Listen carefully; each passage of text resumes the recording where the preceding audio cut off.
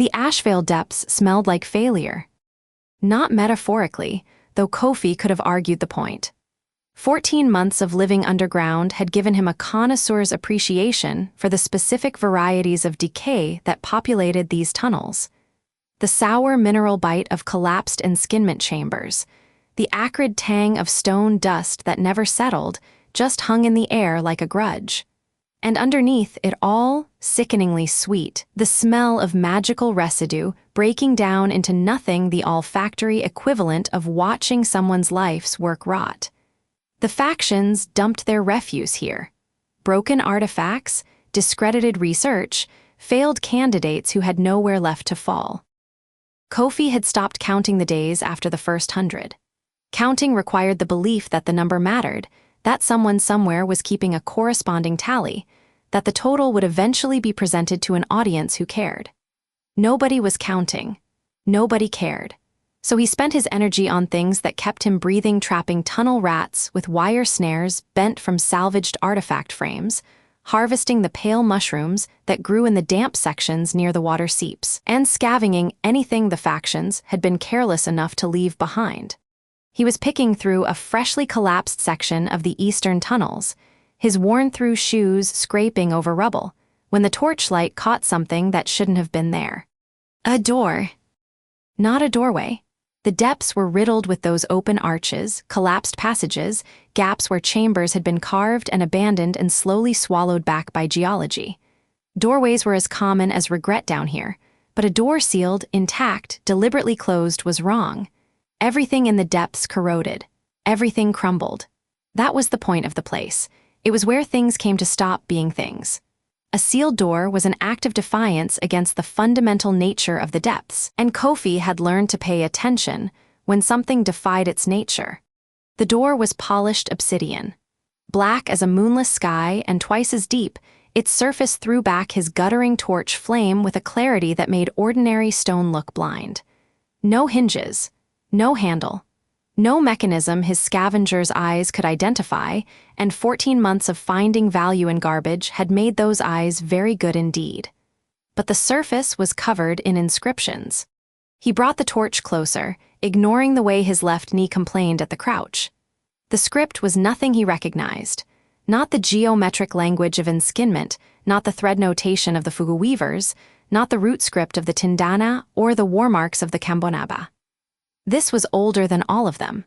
The characters were angular, dense, carved with a mechanical precision that no human hand could sustain, each line parallel, each space identical, each stroke consistent across 3 meters of polished stone. Thousands of characters without a single deviation. No paragraph breaks, no punctuation, no hierarchy of size to suggest headings or emphasis, just an unbroken field of inhuman exactness. His scavenger's instinct did the math immediately. Photograph the location, sell it to the archive, eat for a month. His curiosity, the thing the kingmakers had called disruptive. During his candidacy, the restless questioning that had turned 3 separate elders against his application before it ever reached formal assessment said something different. It said, "This was hidden on purpose. Someone sealed this in a place where everything is meant to be forgotten, and it refused to be forgotten." He reached out and pressed his palm flat against the obsidian. The inscriptions caught fire. Every carved line blazed simultaneously, blue-white radiance so fierce his torch became a match held against the sun. He staggered back, arm flung across his eyes, but the light was not just light. It had weight. It pressed against his skin with a clinical, probing warmth and moved across him face, chest, the hollows of his ribs where 14 months of rat meat and cave mushrooms had carved away everything that wasn't necessary. It swept down his arms, over the scabbed knuckles of his hands, across the cracked soles of his bare feet where his shoes had given up the pretense. Wherever it touched, something vibrated deep inside him, a resonance that felt like being read. Not examined, read, like a book open to its most private page. His skin prickled. The warmth turned sharp, needling into places that weren't physical, the space behind his sternum where shame lived, the knot at the base of his skull where he stored the memory of the elder who'd announced his rejection without looking at him. The light cataloged him. It was not gentle about it. Then something spoke. Not in his ears, not in any language he knew. The voice bypassed his senses entirely and landed in his comprehension fully formed meaning without sound, understanding without translation, like remembering something he had never been taught. The intimacy of it was obscene. The protocol recognizes a candidate. Preliminary assessment begins. The floor vanished. Kofi fell through a darkness that was not the absence of light, but the absence of the asterisk concept asterisk of light, a space that had never been built to contain illumination, that existed in some register of reality where photons were irrelevant. He fell for what felt like an eternity compressed into 2 seconds, and hit a surface that was neither stone nor metal nor anything his body had a reference for. Smooth. Warm. It flexed under his weight like packed earth after rain, absorbing his impact with something that felt almost like mercy. He could see nothing. The obsidian door, the inscriptions, the searing assessment light all erased. He was on his hands and knees in a void his senses could not measure. No walls, no ceiling, no edges, just the warm floor and his own ragged breathing and the jackhammer of his heart. His palms were scraped raw from the landing. His left knee, the bad one, the one he'd bruised on a collapsed beam 3 days ago, sent a sharp flare of pain up his thigh as he shifted his weight. Fresh blood on his hands. Not much, but real. Whatever this was, it was not a hallucination. The voice again. First trial, persistence. The candidate will remain in the dark for 60 heartbeats. The dark is not empty. Something moved. He felt it before anything else, a displacement of air to his left, fast, carrying a cold so absolute that the moisture on his skin flash froze into a rime of frost where the wake passed. It circled him. He tracked it by the cold, by the shift in air pressure, by the animal hindbrain awareness of being hunted by something that could see in the dark and had already decided he was prey. 40 heartbeats. He counted them against his will, each pulse a deadline. The thing circled closer. Not a creature, there was no breath, no weight, no body heat. It was a moving absence, a hole in the temperature of the room shaped like the space between thoughts. It consumed warmth the way vacuum consumed air, and wherever it passed, the cold it left behind bit into him like teeth. 30. The frost spread up his arms, across his shoulders, over the exposed skin of his calves where his trousers had torn during the fall. His teeth locked together so hard his jaw ached. Muscles seized. The cold reached past his skin, past his bones, into the place behind his eyes where fear lived, and it asterisk pressed asterisk. 20. The hunter tightened its orbit. He could feel the shape of it now, or rather the shape of what it wasn't. A void with edges, a hunger with geometry. It was testing him the way the light had tested him, reading the architecture of his terror with the same clinical thoroughness. 10 heartbeats, the hunter dove. Kofi's left knee buckled. Not courage, not training, not the tactical instinct of a warrior. His knee, the same bad knee that had made him limp through the depths for 3 days, the joint that locked when he crouched too long, the physical reminder that even his own body considered him marginal, simply gave out. He pitched forward, face first into the warm floor, and the hunter passed over him so close that the tips of his hair froze white and the sweat on the back of his neck crystallized into a burning line of ice. But here was the thing about being a scavenger. When you fall, you stay down. You don't pop back up to see what knocked you over. You press yourself flat and you wait, because in the depths, the things that moved in the dark punished the ones who moved back. Kofi hugged the floor like it owed him money, and he did not move, did not breathe, did not exist as anything other than a body-shaped patch of warmth pressed against a warm surface, waiting for the cold to pass. The cold passed. The floor held him. The warm surface absorbed the last of the frost from his skin with a patience that felt almost tender. The circling stopped.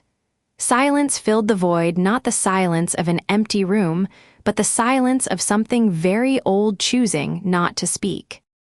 Kofi lay on his face in supernatural darkness, with frost blisters rising on his fingertips, and his bad knee a knot of hot pain, and his heart trying to punch its way out of his chest. Preliminary assessment, marginal. He laughed, couldn't help it. The sound was cracked and breathless and half-mad, but it was the only honest response available. Marginal. Lying face down in a void, half-frozen, having survived the first trial by falling on his face. It tracked. It tracked perfectly. Marginal bloodline, marginal power, marginal candidacy, marginal enough to be passed over by every faction and discarded to the depths without even the dignity of a formal rejection. And now, marginal survival. The universe had a sense of humor after all, and it was as cruel as everything else. The protocol accepts marginal candidates. A pause. When the voice resumed, something had shifted in the quality of the comprehension, a depth that hadn't been there before, as if the words were rising from a well so deep it had no bottom. Not informative. Ancient. And underneath the ancient weight, something that Kofi, against all reason, read as amusement. The protocol was built for those the factions rejected. The words landed like a door, slamming open. He lay still for 3 breaths, letting the meaning settle into him. Not a safety net, not a consolation prize, a asterisk purpose asterisk. Built, deliberately constructed for people like him, the marginal, the discarded, the ones the system had chewed up and spit into the dark. Someone, sometime, had looked at the way the factions operated and said, asterisk no, there is another path. Asterisk. The darkness dissolved. Light returned, not the invasive blue-white, but a soft amber glow that rose from the floor itself, revealing a chamber that could not exist beneath the depths. The ceiling soared 50 meters overhead. The walls curved in a perfect dome, every surface covered in the angular inscriptions, but arranged differently here, not text but architecture. Maps, diagrams, schematics of what looked like the human body rendered in geometric abstraction, each limb and organ annotated in the angular script. The notations hovered at the edge of his new comprehension, tantalizingly close to meaning. In the center of the dome stood a pillar of the same warm material as the floor, rising to chest height. On its surface, a flat panel of black glass, dark and inert, and around the panel, carved in characters larger than any he had seen, a message his comprehension decoded instantly. This protocol was sealed by authority of the earth-bonded Pogna, who declared its knowledge too dangerous for any faction to possess. The seal is now broken. The earth-bonded has been notified. Kofi read it twice, 3 times. Each reading drove the chill deeper. Pogna Zara, earth-bonded, ruler of Ironhaven, the most powerful living figure in the faction system, whose enskinment traced an unbroken line back to the founding of the Veil itself. She had sealed this place. She had declared its knowledge too dangerous for any asterisk faction, including her own. And the seal was broken, because a failed candidate living in garbage had touched a wall and fallen on his face in the dark. And she knew. He stared at the message. The amber light painted him in gold and shadow, and in the silence of the chamber, the silence of centuries of sealed patience, he heard nothing but his own breathing. No voice. No hunter, no cold, just Kofi and a warning from the most powerful woman alive, and the certainty that whatever this protocol offered, whatever path it carved for the ones the factions threw away. She had sealed it for a reason, and she was coming. He looked at the dark panel on the pillar. The smart thing, the survivor's thing, the thing 14 months in the depths had taught him was to run.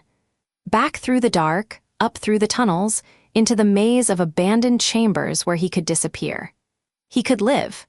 He could keep trapping rats and harvesting mushrooms and breathing, which was more than the depths owed him and more than the factions thought he deserved.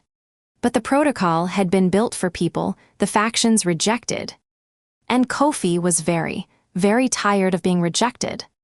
He placed his hand on the panel. The glass warmed under his palm.